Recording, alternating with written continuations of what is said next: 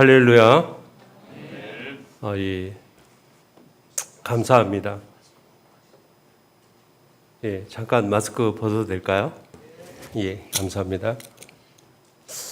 저희 교회에서는 마스크를 벗고 말씀을 전하거든요. 이렇게 뵌다는 거 참으로 반가운 일이기도 합니다. 오늘 말씀 제목이요. 주 안에서 나와 이웃이라고 하는 제목을 가지고 은혜 나누기 원합니다. 오늘 본문은 믿지 않는 사람들도 잘 알고 있는 그런 말씀이 되겠지요. 착한 사마리아법이라고 하는 그런 법이 적용된 말씀이기도 합니다. 믿음을 갖고 있지 않은 사람들이 알 만큼 유명한 말씀인데, 제가 이 사마리아법이라는 걸 찾아보니까 프랑스 헌법 제63조 2항에 해당되는 그러한 조항이더라고요. 위험에 처해 있는 사람을 구해주어도 자신이나 제3자에게 위험이 없는데도 도와주지 않는 자는 3개월에서 5년까지 징역과 360프랑과 1만 5천 프랑까지의 벌금을 물거나 이 둘 중 한 가지를 받게 된다. 이렇게 인터넷에 글이 올라와 있었습니다. 사랑하는 성도 여러분, 사마리아법 오늘 말씀은요, 우리 주님께서 어떠한 이야기를 하고 싶으냐 하면 저는 이렇게 생각을 해요. 주 안에서 나와 이웃을 한번 돌아보라 하는 말씀이 아닌가 싶습니다. 여러분 잘 돌아보고 계십니까? 몇 년 전이었던 것 같아요. 어느 날 한적한 시골 비포장 도로에 한 남자가 이렇게 쓰러져 있었어요. 그 남자는요, 몸부림을 치고 있었는데 또 한쪽 발은요, 이렇게 웅덩이가 있는 곳에 발이 들이어져서 그 웅덩이를 첨벙첨벙 흙탕물을 튀기면서 이렇게 누워있는 모습을 보게 되었습니다. 여러분의 바로 눈앞에 그러한 일이 펼쳐졌다면 여러분은 어떤 반응을 보일까요? 그곳에는요, 많은 사람들의 차들이 이렇게 지나가고 있었어요. 그러나 어느 차도 그 모습을 바라보고 한 차도 서지 않는 모습을 보았어요. 때마침 한 명의 남자와 한 명의 여자가 각기 다른 차에서 내려서 그곳을 향해서 열심히 뛰어갔어요. 그곳에 도착해 보니까 그 사람의 발은 그 웅덩이에 이렇게 발이 들이어져 있어서 이렇게 발작을 일으키니까 그 발작 때문에 물이 튕겨서 자기 옷을 자꾸 젖고 있었고, 그 남자의 입에는 거품이 이렇게 뻐글뻐글 일어나고 있고, 눈의 초점은 잃어버린 채 몸을 막 비꼬고 비틀고 있는 그런 상황이었어요. 제가 그 남자 중에 한 사람인데 그 모습을 이렇게 봤더니 그 남자의 나이는 대략 40에서 한 50세쯤 보여요. 그리고 그냥 이렇게 쳐다봐도 회사에 그러한 작업복을 입고 있어서 금방 근로자구나. 또 피부색이나 머리 색깔을 이렇게 보니까 외국인이구나 하는 생각을 갖게 되었죠. 외형적인 모습만 봐도 외국인 근로자구나 하는 것을 알 수 있었다는 거예요. 제가 그 남자를 이렇게 파악하고 있을 때쯤 그 여자 한 분이 갑자기 자기 승용차에 막 달려가더니 자기 승용차에 깔려있는 하얀 방석이라 그래요. 근데 그 방석이 그냥 쉬운 뭐 다이소쯤에서 살 수 있는 그런 방석은 아니고 이렇게 비단으로 만들어준 아주 깨끗하고, 사실 그것을 2개를 갖다다가 그 남자의 머리를 들고 거기에 이렇게 받쳐주고 또 흙에 빠져 있는 그 발을 이렇게 들어서 그 밑에 이렇게 받쳐주는 모습을 보았다는 거예요. 그리고는 그 남자가 이제 발작을 끝날 때까지 기다렸다가 발작이 끝나고 나니까 그 남자를 자기 차에서 휴지를 또 한 통을 갖고 오더니 그 남자의 그 입에서 거품 난 것들을 다 일일이 다 닦아주고, 그리고 옷에 있는 흙탕물까지도 이렇게 어느 정도 제거를 해주고는, 그리고는 주머니에서 파란 색깔 머니를 돈을 꺼내가지고 그 남자의 옷, 그 작업복 바지에 이렇게 넣어주면서 이런 말을 하고 가더라고요. 저기요, 제 말을 알아들을지는 모르지만 건강을 잘 챙기세요. 이거 얼마 안 되지만 밥이라도 한 끼 드시고 그리고 가세요. 이러면서 챙겨주고 떠나는 걸 보았어요. 저는요, 그 여인이 참 궁금했어요. 도대체 뭐 하는 여인일까? 저는 전도사 때예요. 목사를 이렇게 달지 않고 전도사 때 그런 일을 목격하고 그 여인에 대해서 좀 알아봤어요. 물어봤더니 그 여인이 이런 이야기를 하더라고요. 나는 수원 침례교회 교인이다. 저희 교단도 아니죠. 그리고 그 침례교회 교인의 담임 목사님이 김정한 목사님이라는 분으로 담임 목사님이 심우하고 있다. 그리고 당신의 직업은 무엇입니까? 이렇게 물어봤어요. 그랬더니 그 집사님이 나는 생명보험 설계사다. 제가 아는 전부예요. 이름을 가르쳐 달려도 가르쳐 주지 않고, 물론 제가 알려고 하면 알 수 있었겠죠. 여러분, 길을 가다가 간질 환자라고 이렇게 이야기합니다. 또는 지금은 약간 뇌전증 환자 이렇게 부르기도 해요. 여러분이 길을 가다가 그를 만나거든 여러분은 어떤 반응을 보일까요? 저도 한번 생각해 봤어요. 제 자랑을 하기 위함이 아니고 여러분이라면 어떻게 했느냐는 거예요. 오늘 그 말씀을 제가 왜 이 말씀을 드리냐면 그 당시에 그 남자를 보았을 때 바로 오늘 본문의 이 말씀이 생각났기 때문이에요. 사실 이 본문은요, 예수님을 시험하려고 하는 율법 교사가 들고 나온 일에서부터 비롯되어집니다. 예수님을 시험하려고. 무슨 시험하려고? 선생님, 내가 무엇을 하여야 영생을 얻으리까? 영생, 어떻게 하면 오래 살 수 있을까요? 구원받을 수 있을까요? 라는 것이 출발점이었어요. 예수님은 물어봅니다. 그러면 성경에, 율법에 어떻게 기록되어 있느냐? 이 율법교사는요, 어떻게 보면 창출레미신이라고는 모세의 오경만 믿는 사람이에요. 그것만 연구하는 사람이에요. 신명기서의 말씀을 인용합니다. 신명기 6장 5절의 말씀을 인용해서 이렇게 성경에 기록되어 있습니다. 내 마음을 다하며 목숨을 다하며 힘을 다하며 뜻을 다하여 주 너의 하나님을 사랑하고 또 한 내 이웃을 네 자신과 같이 사랑하라 하였나이다. 예수님은 이 물음에 대하여 네가 옳도다라고 말씀합니다. 요즘은요, 분별력 있는 그런 시대를 살기가 참으로 어렵습니다. 왜 그러냐고요? 길가에 떨어진 지갑을 줍는 것도 망설여지는 시대를 살아가고 있어요. 제가 아는 분은요, 지갑을 주워서 파출소에다가 신고를 했대요. 그랬더니 며칠이 지난 후에 경찰서에서 연락이 왔다는 거예요. 지갑 주인이 당신을 고소했으니까 출석하십시오.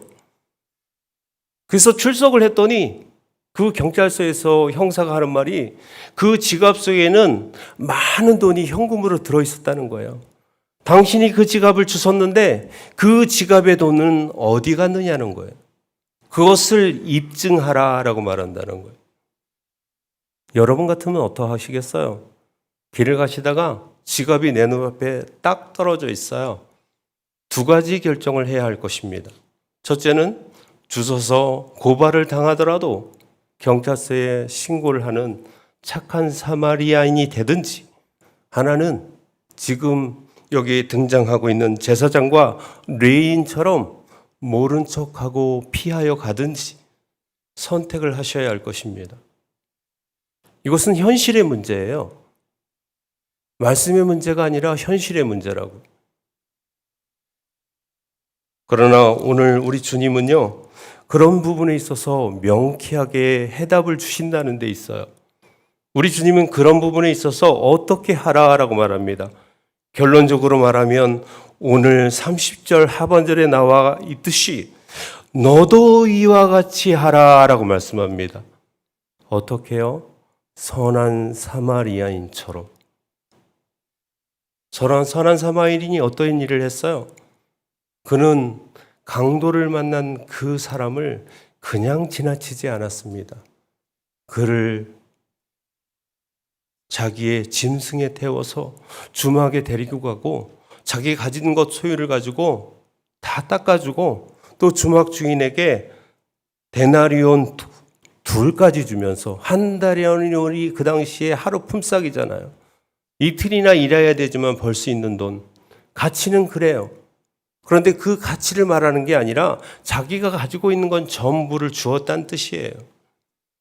그래서 치료해주고 하루 저녁을 유숙했어요. 그 이튿날까지.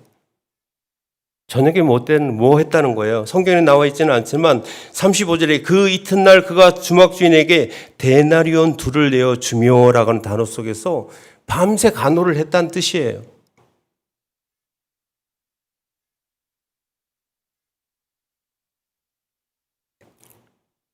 사랑하는 성도 여러분, 여러분께서 이렇게 할 수 있을까요?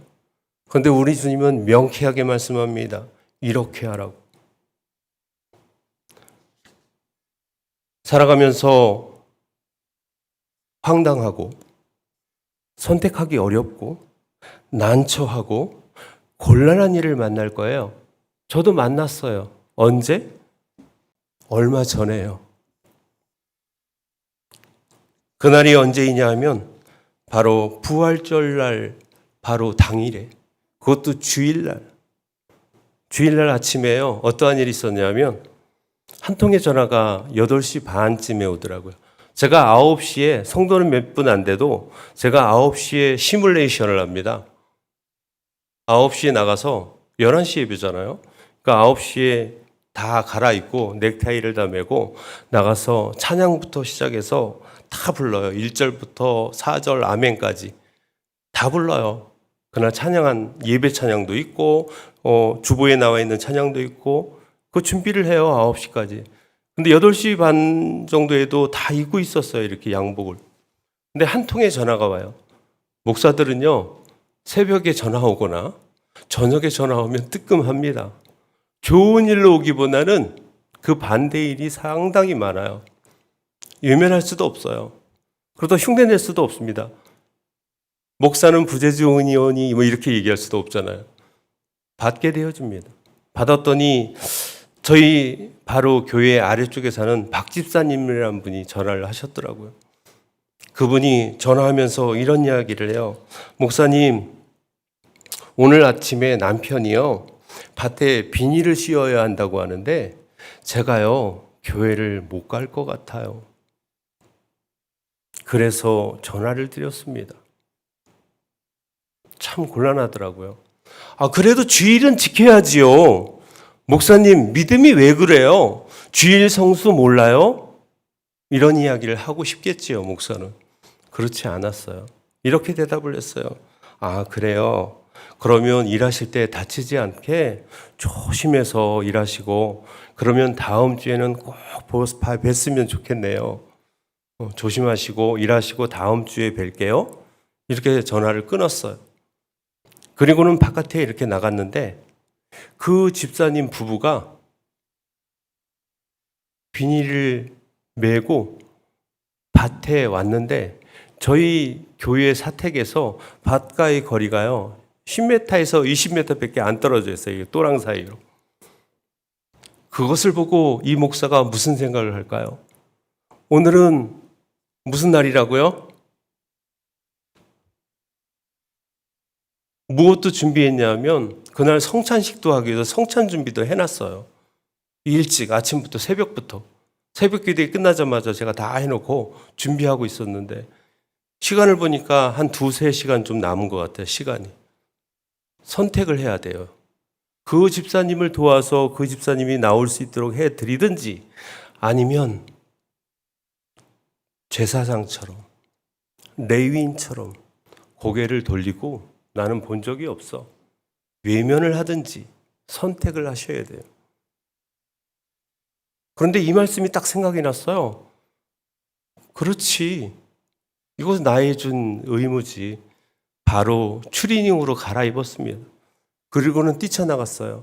추리닝에 밀짚 모자를 이렇게 뒤집어 쓰고 나갔더니 그 여집사님도 몰라보고 그 남편 되시는 분도 저를 몰라보고 누구세요? 그러길래 이렇게 뵙기니까 목사님이시네. 제가 일을 도와드리는 것이 도움이 될지 안 될지는 모르지만 최선을 다해서 제가 한번 해보겠습니다. 그 일을요 2시간 반 만에 끝났어요. 땀이 비 오듯 하고 옷은 다 젖었어요. 그리고 일을 마쳤을 때 보니까 시간을 볼 수밖에 없죠. 예배를 드려야 되니까. 시간을 보니까 10시 30분이더라고. 감사했죠. 11시는 안 됐잖아요. 그 30분 동안 샤워하고 다시 갈아입고 또 그날은 또 목사 가운을 입고 성찬식을 또 해야 되니까 그 동복 가운을 또 그 위에다가 또 입고 이렇게 진행을 했습니다. 너무 감사했어요. 많은 것을 느꼈죠. 시골 목회라고 하는 것이 말로만 듣는 시골 목회. 내가 6개월째가 되기 전에 5월 달에 있었던 일인데 이렇게 어렵구나. 이렇게 힘들 때가 있구나. 이런 생각이 들었어요. 그러나 우리 주님은요. 그걸로 끝나지 아니하시고 저에게 이런 약속을 그 남편을 통해서 일하더라고요. 목사님, 내년에 교회 텃밭에 그 밭을 뒤 갈아엎고 정리하는 일은 제가 다 해드릴게요. 이렇게 그 집사님 남편분이 이야기를 하시더라고요. 오늘도 아마도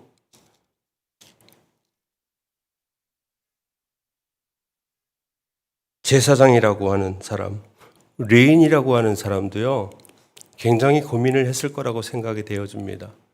그분들만의 고민이 아니에요. 우리의 고민이기도 해요. 현실의 고민이에요.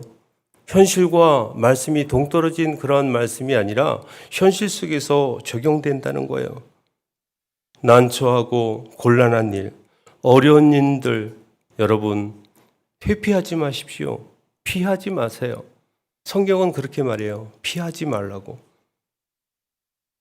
오늘 어떤 율법 교사가 예수님을 시험하려고 왔다가 영생을 어떻게 하면 얻으리까? 이 말씀을 하고 난 다음에 본인 스스로가 자문자답을 얻게 되어지죠. 그리고 두 번째 이야기를 합니다. 그 사람이 자기를 옳게 보이려고 예수님께 여짜오되 그러면 내 이웃이 누구입니까? 이 자기를 옳게 보이려고 하는 자체가 내가 인정받고 싶은 마음이 그 안에 담겨져 있고 나는 다른 사람보다 더 우월하고 다른 사람들은 좀 열등해 또는 내가 존재감 있는 사람이야 이런 의도가 그 안에 담겨 있다는 거예요. 그래서 예수님은 이 예루살렘에서 여리고로 내려가는 어떤 사람을 등장하고 그 사람을 중간에 강도를 만나서 만난 것으로 끝나지 않고 죽을 만큼 매를 맞고 가진 것을 다 빼앗겨 버리고 그곳을 지나가는 이 세 사람을 통해서 우리 예수님은 증거합니다. 강도 만난 자의 이웃이 누구냐고. 결론적으로는 어떤 사마리아인 그 사람은 주님이 인정한 사람이 되었어요. 그러나 제사장과 레위인은요 인정받지 못한 사람이 되었습니다. 같은 상황 속에서도 인정받을 수 있는 사람이 되는가 하면 인정받을 수 없는 사람이 될 수 있다는 사실이에요. 제가 6개월 전에 이 문경에 도착했습니다. 12월 달에 도착해서 사역 자체를 물론 12월 달에 말일쯤에 시작했지만 1월 달에 이곳 문경 시내에 나와서요. 아는 분도 아니고 친분도 있지 않은 분한테 이렇게 물어봤어요. 여기 좋은 교회가 어느 교회입니까? 일면식도 없는 사람이에요. 그냥 지나가는 분한테 뭐 하나 물어봐도 될까요? 그리고는 이렇게 물어봤어요. 여기 좋은 교회가 어느 교회예요? 이렇게 물어봤더니 그분이요 눈을 깜빡이고 말을 못 하더라고요. 그래서 다시 한번 이렇게 물어봤어요. 질문이 좀 잘못됐나 봤네. 제가 다르게 물어볼게요. 그럼 이 문경에서 큰 교회가 어느 교회입니까? 이렇게 물어봤거든요. 그랬더니 그분이 그거에 대한 대답을 즉각적으로 하더라고요. 뭐라 그랬을까요? 알파벳으로 얘기할게요. 지칭하면 안 되니까. C교회래요. 아시죠? C교회. 왜 그 교회입니까? 라고 물어봤어요. 그분이 좀 짜증 섞인 그런 표정을 이렇게 지으면서 응? 왜? 거긴요 기업체 같아요. 뭐 같다고요? 기업체 같대요. 그래서 그분한테 혹시 신앙을 가지고 계십니까? 이렇게 물어봤어요. 자기는 신앙 가지고 있지 않대요. 근데 왜 기업체 같다고 말하세요? 그랬더니 거기는 완전 기업이에요. 거긴 교회가 아니에요. 이렇게 말하더라고요. 저 좀 충격받았어요. 교회가 교회답지 않다는 이야기를 들었을 때 목사의 마음이 어떻겠어요? 그리고 어느 장날 제가 장날 물어보니까 3일장 8일장이래요. 여기는. 그래서 장날 한번 나와봤어요. 야, 장날 어떤 게 있을까? 봉고차를 몰고 나와서 장날 주차를 막 하려고 그랬더니 어떤 모 교회는 문을요 꽁꽁 걸어 잠갔어요. 철문이 너무 높아. 제가 쳐다봐도 야, 심하다. 철제빔으로 막았을 뿐만 아니라 평일에는요 그 옆을 지나갈 때마다 열려져 있었어요. 그런데 장날인데 거기 꽁꽁 닫아갖고 열쇠를 막 이렇게 두꺼운 걸로 다 잠가놨더라고요. 그러한 교회도 만나보았고요. 또 한 교회는 주차장이 아주 넓어요. 너무나 놀랐어요. 주차장이 넓었는데 그 주차장에 들어가면 어디서 오셨어요? 왜 여기에 되세요? 이러거든요, 보통 교회들이. 그런데 그런 분도 없어요. 단속하는 분도 없고 누가 거기 됐다고 뭐라고 하는 분도 없고 그런 교회도 있고 또 카페에 들어갔더니 카페도 있는데 카페에 들어갔더니 저는 가격표에서도 또 두 번째 놀랐다는 거예요. 가격이 너무너무 말할 수 없을 만큼 저렴했어요. 그 교회가 어느 교회일까요? 저는 이런 생각을 해봐왔어요. 오늘 말씀을 이렇게 준비하면서 여러분, 우리가 살아가면서 필요 충분 조건이라는 게 있어요. 아시지요? 뭘까요? 저는 좀 혼자 이렇게 설교하는 것보단 이게 상호 교통하기를 좋아해요. 저희 성도님들은 정말 대답을 잘합니다. 필요 충분 조건 살아가는데 세 가지잖아요. 의식주라고 하는 거. 그게 필요 없나 봐요. 다 잘 사시나 봐요. 네. 살아가면서 필요 충분 조건이라는 게 있어요. 의식주가 충족돼야지만 살아갈 수 있다는 거예요. 그러면 이 말을 다른 말로 한번 바꿔볼까요? 믿음의 충분 조건은 여러분 어떻게 생각하세요? 들어보지 못했을까? 이런 얘기는 인터넷에서 하지 않으니까. 여기서 처음 듣는 말씀이세요. 저도 처음 설교하는 내용이고 믿음의 충분 조건 아실 텐데요. 아는 이야기 하고 있어요. 모르는 이야기를 하지는 않아요. 바로 믿음, 소망, 사랑이라고 하는 거예요. 오늘 바로 그 사랑에 해당되는 이야기를 하고 있습니다. 저는 이제 말씀을 마칩니다. 설교를 길게 하면 잘하는 설교가 아니라면서요. 네. 저는 4가지에 대한 그런 물음으로 마치려고 합니다. 첫째, 성도님들의 이웃은 누구입니까? 두 번째, 성도님들은 이웃을 돌아보고 있습니까? 세 번째, 성도님들은 이웃에 대하여 얼마나 알고 계십니까? 네 번째, 성도님들은 이웃을 얼마나 사랑합니까? 이 물음을 가지고 돌아가셨으면 좋겠습니다. 여러분들만 그런 게 아니라 저도 마찬가지예요. 저도 해당되어집니다. 사랑하는 성도 여러분, 오늘 말씀을 통해서 여러 가지 말씀을 들었지만 주 안에서 나와 이웃은 동떨어져 있는 그러한 관계가 아니라 나의 삶과 나의 믿음 안에 그들을 들여놓고 돌보아주고 그리고 그들을 섬기고 그들을 사랑하라고 우리 주님께서 여러분에게 이렇게 말씀합니다. 너도 이와 같이 하라라고 말입니다.